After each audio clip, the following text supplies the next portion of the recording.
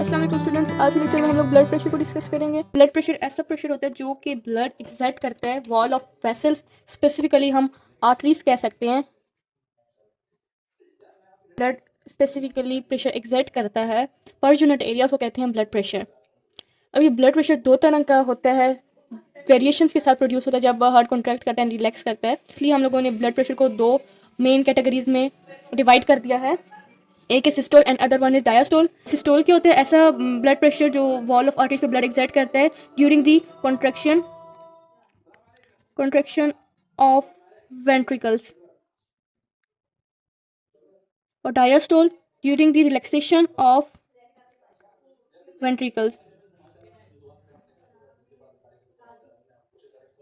इसको कहते हैं डायस्टोल। इसकी जो जनरली वैल्यू हम लोग लेते हैं नॉर्मल ब्लड प्रेशर की, वो होती है 120/80 mm of Hg। mm of Hg mean mercury millimetre में मेजर होती है। तो 120 जो है वो सिस्टोल है, 80 डायस्टोल है। इसकी वैल्यू कम होती है क्योंकि रिलैक्सेशन हो रही होती है और कंट्रक्शन ऑफ वेंट्रिकल के दौरान जो ज़्यादा प्रेशर एक्सर्ट हो रहा होता है, इसीलिए जो सिस्टोल प्रेशर है ब्लड प्रेशर उसकी वैल्यू ज़्यादा होती है। अच्छा, ये जो वैल्यू है ब्लड प्रेशर की, ये डिफरेंस है एटमॉस्फेरिक प्रेशर और जो प्रेशर वॉल ऑफ आर्टरीज या वेसल्स के ऊपर ब्लड एक्सर्ट करता है, उन दोनों के दरमियान में जो डिफरेंस है वो हम लेके चलते हैं, क्योंकि अकॉर्डिंग टू एटमॉस्फेरिक प्रेशर हम लोगों को पता है, उसके अकॉर्डिंग हम इनका जो डिफरेंस लेते हैं तो वो 120/80 जनरली आता है। तो इसलिए हम कहते हैं कि ब्लड प्रेशर 120/80 है। अच्छा, अब हम लोगों को पता है, हमने स्टडी भी किया था कि हार्ट जो है वो मायोजेनिक है। मीन्स कि हार्ट जो है वो अपनी सिग्नल्स, अपने इलेक्ट्रिकल सिग्नल खुद प्रोड्यूस करता है और अपनी ब्लड प्रेशर या सारे प्रोसेसेस को खुद रेगुलेट करता है। लेकिन हार्ट को ज़रूरत पड़ती है फिर भी ब्रेन की। अब वो किस लिए? अब ब्लड प्रेशर या सिग्नल तो जो है मायोजेनिक या साइनो आर्टेरियल नोड प्रोड्यूस कर रहा है, लेकिन उसको रेगुलेट करना वो काम होता है ब्रेन का। ब्रेन के मोस्ट स्पेसिफिकली हम लोग कहते हैं ऑटोनोमस नर्वस सिस्टम की, जो कि होता क्या है? Sympathetic and parasympathetic nervous system. अब नॉर्मल ब्लड प्रेशर ये है ना 120/80। अगर किसी कंडीशन के थ्रू ब्लड प्रेशर ज़्यादा हो गया है, अब उसको रेगुलेट करके नॉर्मल पे लाना, और अगर कम हो गया उसको रेगुलेट करके जो है वो ज़्यादा करना, नॉर्मल पे लाना, वो सारे जो काम है वो sympathetic and parasympathetic nervous system, central nervous system के जो फिगर्स हैं वो कंट्रोल करते हैं। अब वो कंट्रोल कैसे करते हैं? उसके लिए इंपॉर्टेंट स्ट्रक्चर्स होते हैं ब्लड वेसल्स के अंदर फिट हुए हुए, हम सिंपली कह सकते हैं, ठीक है, साइनसेस के अंदर। तो उनको कहते हैं बैरो रिसेप्टर्स। कुछ वॉल्यूम रिसेप्टर्स भी होते हैं जो कि ब्लड प्रेशर को रेगुलेट करते हैं।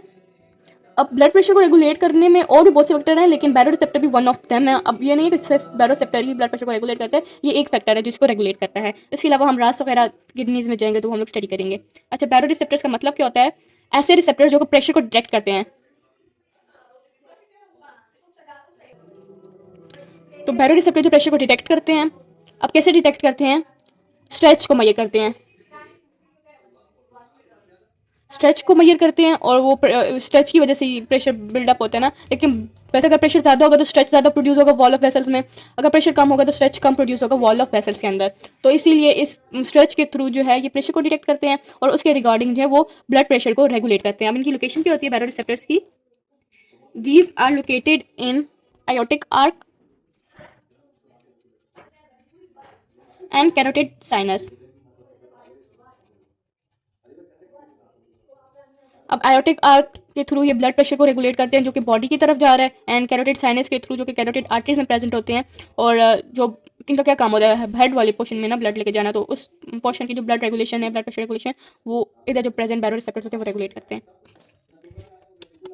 अच्छा, ये देख सकते हैं, ये जनरली एक स्केच ड्रा किया कि साइनसेस इधर ये नर्व्स प्रेजेंट होती हैं पैरासिम्पैथेटिक नर्वस सिस्टम की और सिंपैथेटिक नर्वस सिस्टम की। कि अगर ब्लड प्रेशर ज़्यादा होगा उसको नॉर्मल की तरफ लाना है तो पैरासिम्पैथेटिक नर्वस सिस्टम की तरफ से नर्व्स जाएगी। जिस वक्त ये काम कर रहा होगा तो ये स्टॉप होगा, जब ये काम कर रहा होगा तो फिर ये स्टॉप होगा। अगर ब्लड प्रेशर कम है उसको ज़्यादा करना है तो सिंपैथेटिक नर्वस सिस्टम की तरफ जो है वो सिग्नल्स जाएंगे नर्व्स के थ्रू उसको रेगुलेट करने के लिए। अब इनका वर्क कैसे होता है, ये बैरोरिसेप्टर काम कैसे करते हैं, हम इसको स्टडी करते हैं।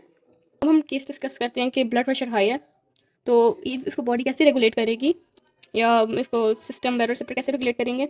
अब ब्लड प्रेशर हाई है तो वॉल्स के अंदर, आर्टरीज के अंदर स्ट्रेच क्या होगा? ज़्यादा होगा, क्योंकि वो ज़्यादा स्ट्रेच करेंगी, ज़्यादा प्रेशर से ब्लड जा रहा है ना, तो इसलिए प्रेशर ज़्यादा है तो स्ट्रेच भी ज़्यादा होगा। इसीलिए जो वेसल्स हैं, अब इधर जो मौजूद बैरो रिसेप्टर हैं वो इस हाई स्ट्रेच को डिटेक्ट करेंगे और सिग्नल जाएगा पैरासिम्पैथेटिक नर्वस सिस्टम की तरफ। नर्वस सिस्टम की तरफ जो है वो सिग्नल गया, उसने क्या किया? वेसल्स को डायलेट किया। वेसल्स डायलेट मीन्स एरिया ज़्यादा, तो इस वजह से क्या होगा, प्रेशर कम होगा। ठीक है, अब हार्ट रेट को भी क्या करेगा, डिक्रीज करेगा, जिसकी वजह से कार्डियक आउटपुट भी कम होगा। कार्डियक आउटपुट क्या होता है, हार्ट रेट पर मिनट होता है ना, तो कार्डियक आउटपुट भी कम हो गया। Heart rate multiply by stroke volume इस कार्डियक आउटपुट, तो जिस वजह से कार्डियक आउटपुट भी डिक्रीज हो गया, वेसल्स डायलेट हुई, इस वजह से प्रेशर नॉर्मल की तरफ आ गया, कम हो गया। ठीक है, ये सब किसने करवाया, बायोरिसेप्टर्स ने। बायोरिसेप्टर ने सिग्नल भेजा पैरासिम्पैथेटिक की तरफ। पैरासिम्पैथेटिक का काम क्या होता है, रेस्ट एंड डाइजेस्ट ना, ये रेस्ट एंड डाइजेस्ट के दौरान काम करता है, उस वक्त तक सिंपैथेटिक नर्वस सिस्टम जो है वो वर्क नहीं कर रहा होता। नेक्स्ट केस है हमारे पास लो ब्लड प्रेशर। जब अगर बॉडी के अंदर ब्लड प्रेशर लो है तो ब्लड वेसल्स क्या होंगी, स्ट्रेच कम होंगी, और सिग्नल जाएगा, बायोरिसेप्टर इसको डिटेक्ट कर देंगे और सिग्नल जाएगा सिंपैथेटिक नर्वस सिस्टम की तरफ। वो क्या कर, फाइट एंड फ्लाइट के में काम करता है ना।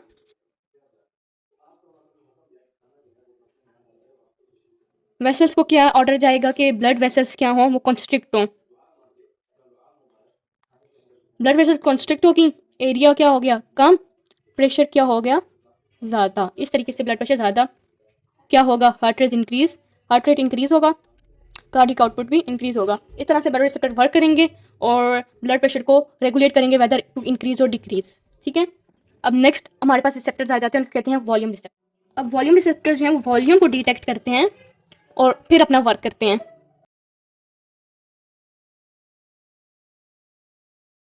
लोकेशन इनकी क्या होती है, ये बॉडी में किधर प्रेजेंट होते हैं, volume receptors are present in right आर्टरिया।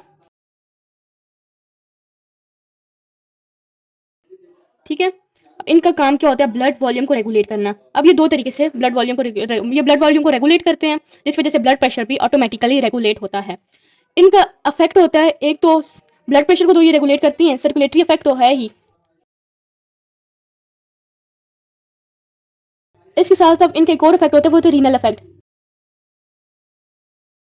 क्योंकि वॉल्यूम का किडनी से बहुत हद तक रिलेशन है, उसके रिलेटेड ही जैसे ब्लड वॉल्यूम होगा उसी रिलेटेड ही जो है वो फ्री एब्जॉर्प्शन ज़्यादा और कम, urine more and less produce होगा उसी के अकॉर्डिंग।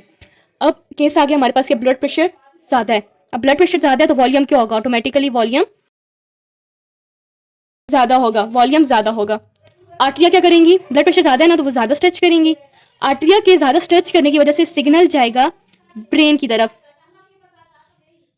अब ज़रूरत क्या है, हम लोगों को ब्लड प्रेशर कम करना है ना, इसलिए वॉल्यूम की क्या ज़रूरत है कि उसको भी कम होना चाहिए। अब दो रिफ्लेक्सेस हैं, दो फंक्शन परफॉर्म होंगे। पहले हम एरिया को डिस्कस करते हैं कि वॉल्यूम को कम करना है, इसीलिए जो है वो सिग्नल गया ब्रेन की तरफ, हाइपोथैलेमस उसने पिट्यूटरी को एक्टिवेट किया और एडीएच की रिलीज को क्या किया, कम किया, एडीएच की रिलीज को कम किया। क्यों, क्योंकि एडीएच से क्या काम होता है, वाटर रीअब्जॉर्प्शन ना, वाटर रीअब्सॉर्ब ज़्यादा होगा तो वाटर मतलब कम यूरिन प्रोड्यूस होगा और ज़्यादा जो है ब्लड वॉल्यूम होगा, लेकिन हमने वॉल्यूम को कम करना है, इसलिए एडीएच की रिलीज को हाइपोथैलेमस क्या करेगा, कम करेगा। एक इस मेथड के जरिए जो है ब्लड वॉल्यूम कम हो गया, ब्लड प्रेशर कम होगा, एक इसका इफेक्ट होगा, और दूसरा इफेक्ट है रिफ्लेक्स डायलेशन। आर्टरिया के स्ट्रेच की वजह से रिफ्लेक्स डायलेशन होगी, मतलब एफरेंट आर्टरियोल्स क्या करेंगी, डायलेट करेंगी, डायलेट, जिसकी वजह से क्या होगा, मोर ब्लड जाएगा, डायलेट ही ना, मोर ब्लड जाएगा किसके अंदर, ग्लोम्युरुलस की तरफ, जिसकी वजह से ग्लोम्युलस फिल्ट्रेट के अंदर जो है वो प्रेशर जो है ज़्यादा होगा, ग्लोम्युलस वेसल्स के अंदर जो है प्रेशर ज़्यादा होगा, क्योंकि एफरेंट ज़्यादा डायमीटर होते हैं, एफरेंट कम हो जाना तो वहाँ की तरफ जाएंगे, ज़्यादा वॉल्यूम होगा तो प्रेशर कम होगा, प्रेशर ज़्यादा हो गया, इस वजह से फिल्ट्रेशन क्या होगी, ज़्यादा होगी, ज़्यादा फिल्ट्रेशन होगी और वॉल्यूम क्या होगा, कम होगा। ठीक है, इसके बिल्कुल ऑपोजिट जो केस है वो है ब्लड प्रेशर के कम होने का।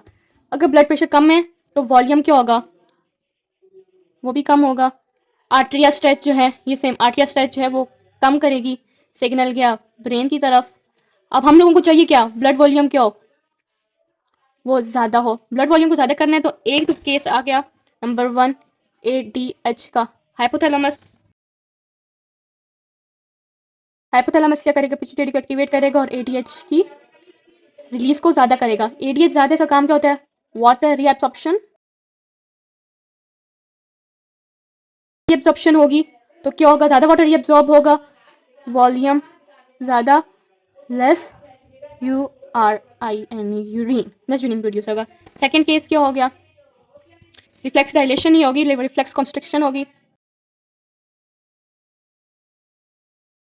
वही सेम है, अभी लिखने का ज़्यादा फायदा नहीं है। क्या होगा, एफरेंट आर्टरियोल्स जो होंगी वो कंस्ट्रिक्ट करेंगी, लेस ब्लड फ्लो होगा, इस वजह से ग्लोमेरुलस के अंदर लेस ब्लड जाएगा, आगे से इफरेंट से ग्लोमेरुलस की जो कैपिलरीज है उधर जो है प्रेशर कम होगा और फिल्ट्रेशन जो है वो कम होगी और ब्लड वॉल्यूम रिटेन रहेगा। तरीके से ब्लड प्रेशर को रेगुलेट करने के लिए वॉल्यूम रिसेप्टर्स और बैरो रिसेप्टर का बहुत अहम इफेक्ट होता है, जैसे ब्लड को रेगुलेट किया जाता है। एक important MCQ according to KP किया आ सकता है कि वॉल्यूम रिसेप्टर्स को एक और नाम भी दिया जाता है, उन्हें कहते हैं लो बैरो रिसेप्टर्स भी कहा जाता है, लो प्रेशर बैरो रिसेप्टर्स, और कार्डियोपल्मोनरी भी कहा जाता है। और इनका काम क्या होता है, ये ब्लड वॉल्यूम को रेगुलेट करते हैं, सर्कुलेटरी एंड रीनल इफेक्ट दोनों होते हैं, दोनों में इनका एक इंपॉर्टेंट कैरेक्टर होता है। तो ये था हमारा आज का लेक्चर है, ये सारा समझ में आया होगा, अगर आया हुआ हो तो चैनल को सब्सक्राइब करें, लाइक करें। नेक्स्ट जो हमारा टॉपिक है वो है लिम्फेटिक सिस्टम, इंपॉर्टेंट है, उसी भी जल्द हम लोग लेक्चर अपलोड करेंगे इंशाल्लाह। अल्लाह हाफिज़।